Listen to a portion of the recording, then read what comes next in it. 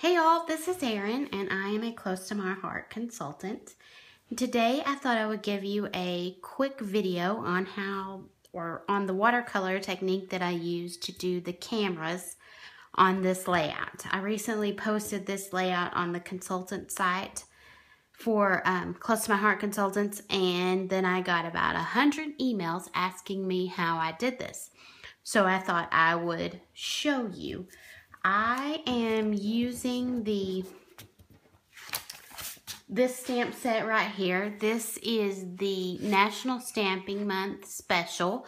There's 3 stamps in this during September 2015, and each one is, they all coordinate, but each one is a little bit different. This one is for scrapbooking, and then there's a pocket scrapbooking one, similar to or what you would use with Project Life, and then there's a card making one. So I'm using the camera off of this one, and then I am using Close to My Heart's new watercolor set, and then I have stamped it with regular black dye base ink. It works for this technique.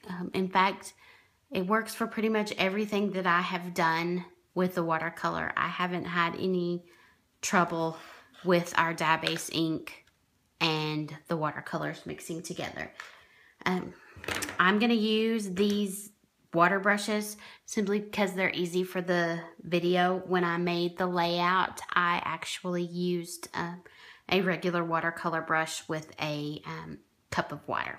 But for just to show you how I did it, I'm going to use the water brushes. So I've already stamped them on here, and I just, like I said, I just stamped them with the dye base ink, and then I'm ready to go.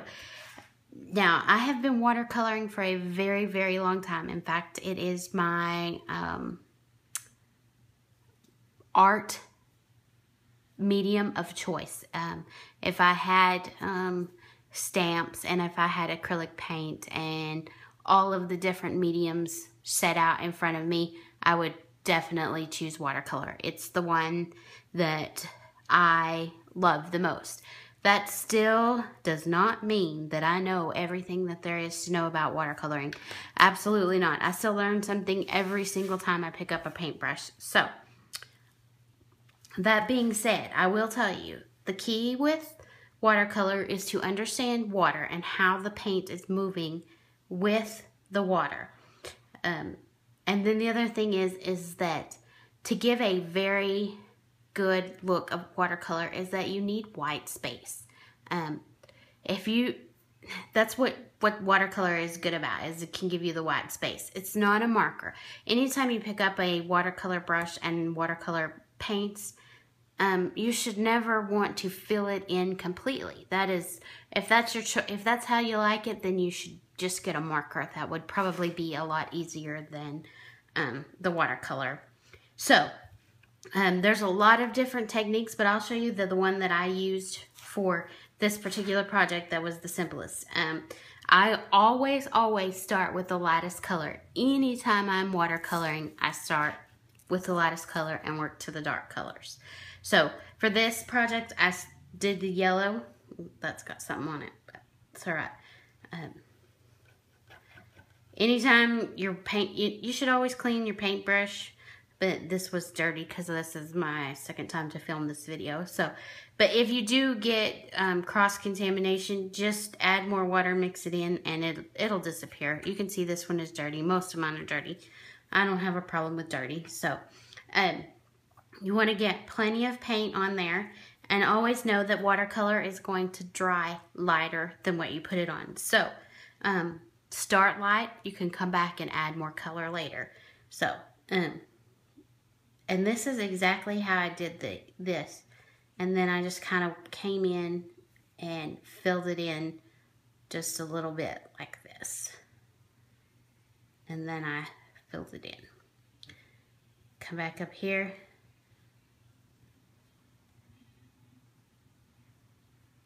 And that's basically how I did the messy watercolor. There's lots of white space left in it.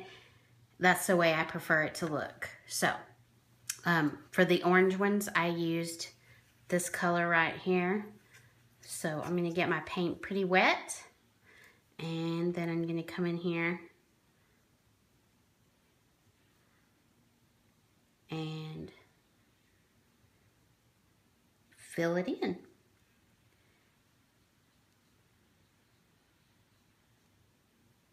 So that is exactly how I did it. I did it with the, for that layout, I used this yellow here, this orange color here that matched the poppy, and then this color up here which matched the lagoon. So, all right, thanks for watching, and if you have any questions, please feel free to email me or ask me on my Facebook page. All right, thanks. Have a good day.